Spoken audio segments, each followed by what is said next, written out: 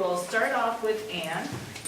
She is a wildlife biologist here at the refuge, and she started in June of 2013 after working on grasslands in New Mexico.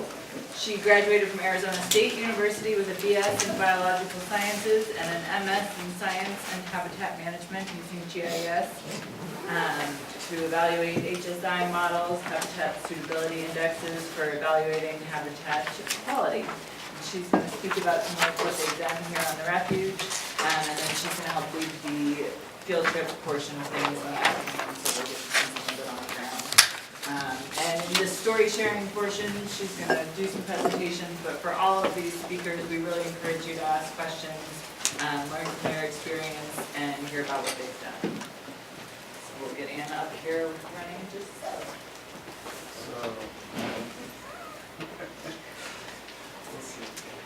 No, it's this one here. So that's one of them. That's the picture.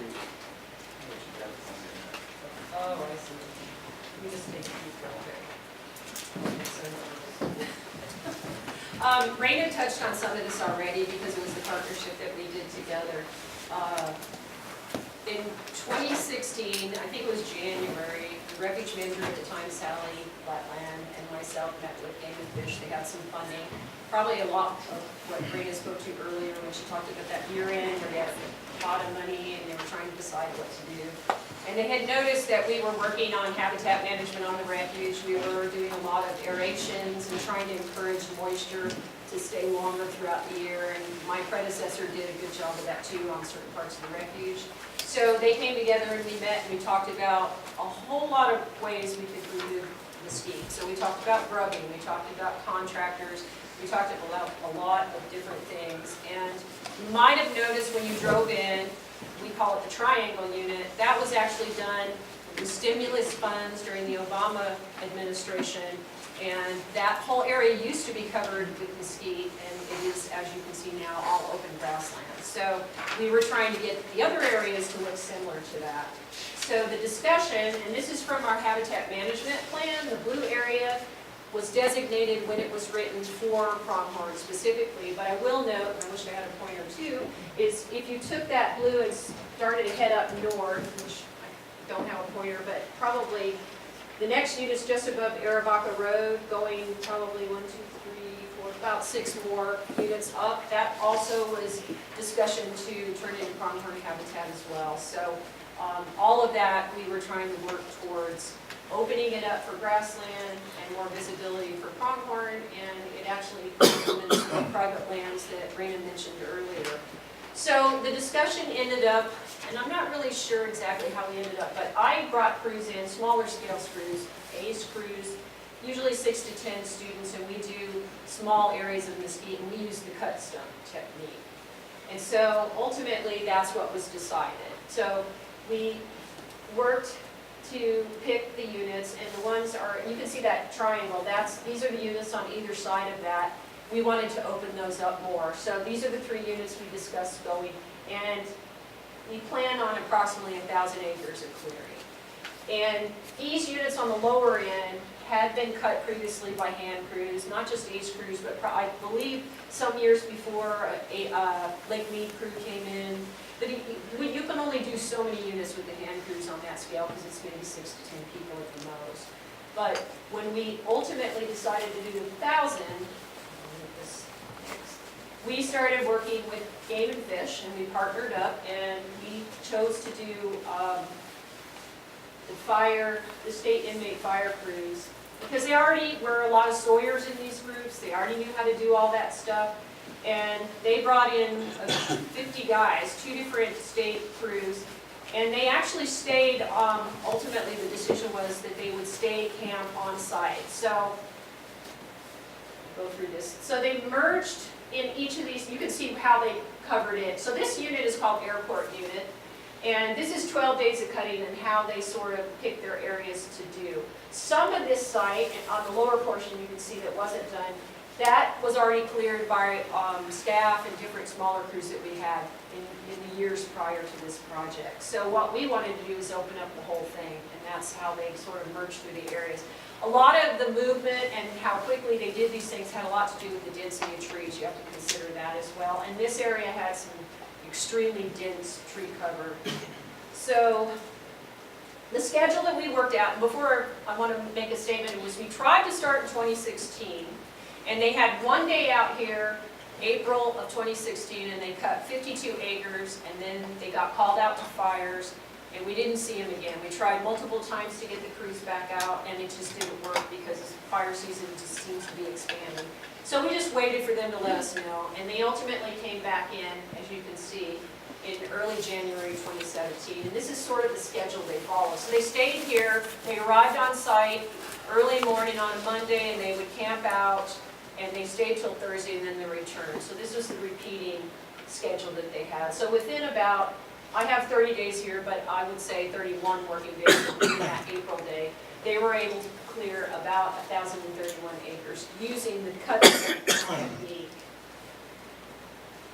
So what I want to say about the cut stone, what we arrived on, and we've used this before, technique is really, really important. And we used Garland fork, which, thank you, Barry. It's nice to see your face finally. I bought for 5 years with Barry, never saw him before, so this was good. I got my face to put on that. So Garland fork mixed with Barkle, and really, really important is the dye. Because then we can monitor how crews are doing things, and we can figure out if there's overspray and if they're effectively treating the stumps. So it's really important that they get that cambium layer and really control that they don't have overspray, because unlike the aerial spray, which Barry talked about, we don't want to hit a non-target species. It's really important for a variety of reasons. We don't want to kill any other shrubs because we need them for ground birds and other wildlife. So for us, it's really important not to hit all those other species. And we ran our herbicide approximately about 35%. I think the label for mesquite runs 35 to 40, give or take, depending on your area and what is best. But over the years, we found that 35 works pretty well here in the refuge. So the thing that we discovered, and this is really important, was that the first week the crews got here, they were plowing through herbicides. I usually buy just before the start of a new year and for the whole year, and they ran through my whole supply in 1 week, and I was like, oh my gosh. So what we've discovered is that we had to get with the crews and the crew leads to really monitor and see what their techniques were, and we discovered they were not doing it right. So we worked with them really closely, we honed down what they were doing. They ended up using hand sprayers, not backpacks, because they were overusing the herbicide, and they got their techniques down. Within about the first week, they were starting to get the hang of it really well. Because obviously, the more herbicide you use, the cost goes up exponentially. And if the techniques are not followed, you also get all that overspray, and you're going to affect other species you may not want to affect. And you have to buy it a lot more often, and so you're adding costs for those additional shipping charges and all of those things. But you do need to think about, if you're doing a large-scale project, if you can store the chemical for the whole project, you're saving yourself a lot of money in shipping charges and all of those things. So the cost, and this is one purchase, they went through almost $3,500 worth of chemical in 1 week. And so we knew we had to get a handle on it because that's an excessive amount of chemical for 1 week. But I will say they were cutting a lot of acres. They were really doing a great job. One of the other things for our preferences was that they could have moved faster if we just let them drop, keep trees and move on. But for us, we needed to make sure we weren't creating predator cover. So when they did that, we asked them to, as we would put it, buck them down. So we wanted to cut the trees enough to where nothing was higher than 2 feet. That gives pronghorn visibility and a variety of other species that may need to be able to see if a predator is hiding in the cover. So that slowed them down a little, but honestly, after going over technique with them in a week on their spraying habits and getting the hang of how we wanted those piles to be, they started picking up speed, and they had sort of a routine, and they went fast. And I was talking to Ron Taylor. Ron is with ADEQ, funding source. And he indicated he was out in the field at the time, so they were moving rapidly. They really had their techniques down fast, and they were covering a lot of ground. So once they got the hang of it, they were doing a great job. So I asked them, and we're going to look at this later when we have a little bit of a tour of the sites. I asked them to come over to headquarters because we used to be solidly thick trees right across the road. And we opened all that up in addition to the 2 units you saw earlier, the 3 units, so that we could have a clear view of the grassland, because now we can see all the way to 286.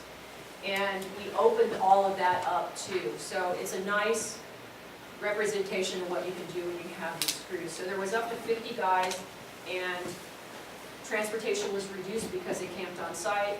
We got the hang of how we needed to order the herbicide, and it slowed down. I think overall, the refuge purchased 2 times, and State Forestry bought 2 times, and that got us through the whole project.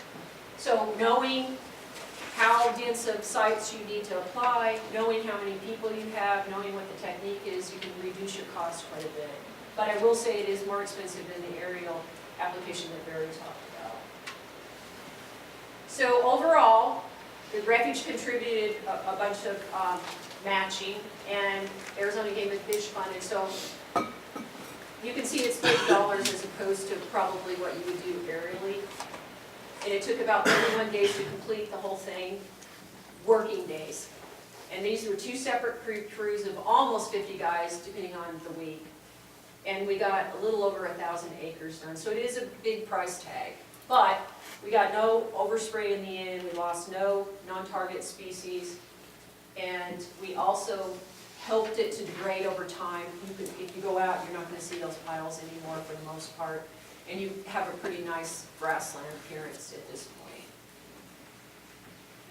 So what I experienced from the project, it was a huge learning curve because I'd only worked with smaller crews over the years I've been here. So I had to scale that up, and we had a lot of hiccups the first week because we realized they were plowing through very, very expensive herbicides.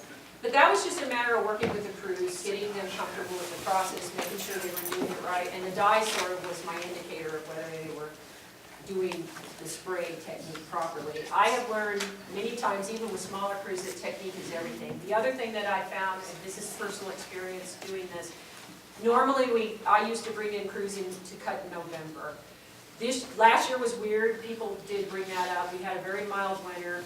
What I have found is that if you do the cut stump technique at the end of the season when the trees are still growing, but starting to shut down, they're in the process already of pulling all their nutrients down into their roots for the winter, and the herbicide gets pulled down much better. It's really important, in my opinion, that you have bark oil mixed in because that helps pull that chemical down and kill the trees more efficiently. And the dye, of course, is just sort of an insurance policy that you're doing it right. So that was a learning curve, working with that many guys and coordinating, working directly with the crew leads every week, where you wanted to put them and how well they were doing was really important. And for us, wildlife's really important for what we do, so it was really important that we didn't provide predator cover for prey species, mule deer, etc., and pronghorn. So having them spend a little extra time to cutting those down was really important too. So I think it's really all about, what's your end goal? What are you trying to achieve? What is your purpose? And then working from there and doing your cost analysis based on that. So, yes. So one question I had, and I guess it's for all the speakers so far, is what kind of monitoring have you done, and what kind of resprout are you getting on the street? So this is the beauty of this, and I got this news this morning, so thank you, Ron. Ron did a baseline when we got started, and then he came back in December of 2017, and I'm happy to say we had an 80% kill rate based on his data. So very successful.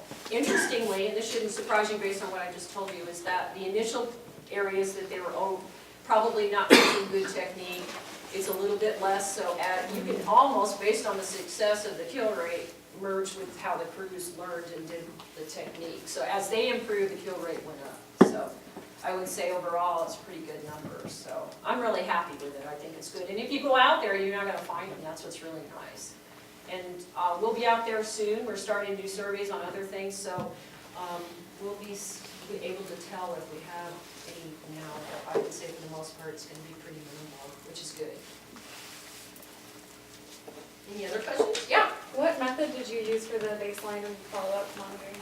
I would actually ask Ron if you could sort of describe Sure. what, Yeah, well, so we did two types of monitoring. One was aimed at a basis cover. So we're using a line point intercept, using methodology that Hornado developed. For the woody cover and for whatnot, we use circular plots, or variable radius depending upon the site.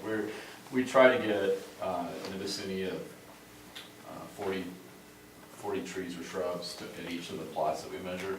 We had 3 different subplots within each one. And then,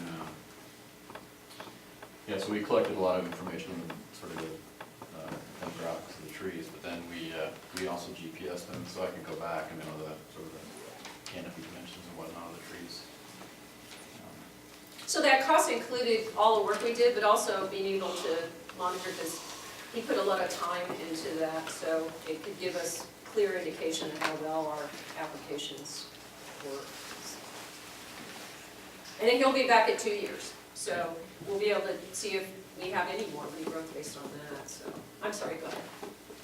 Could that cut and spray method be used in the spring, January through Well, actually, April this or work May? was done in January. It wasn't planned that way, but we had such a mild winter. The winter seemed to be less severe as we were moving forward in time, and the conditions were still really good then.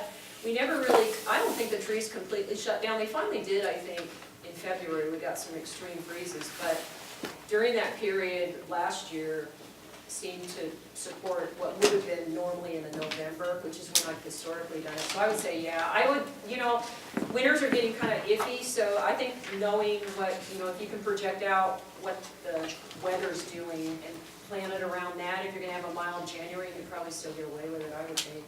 I think it's really, from my experience, it's really important that you do it at the tail end of the growing season where the trees are still operating, but they're starting to shut down, and I just think you improve your mortality. Did you have any labor costs? That was tied into the overall budget, what do you say, Rena?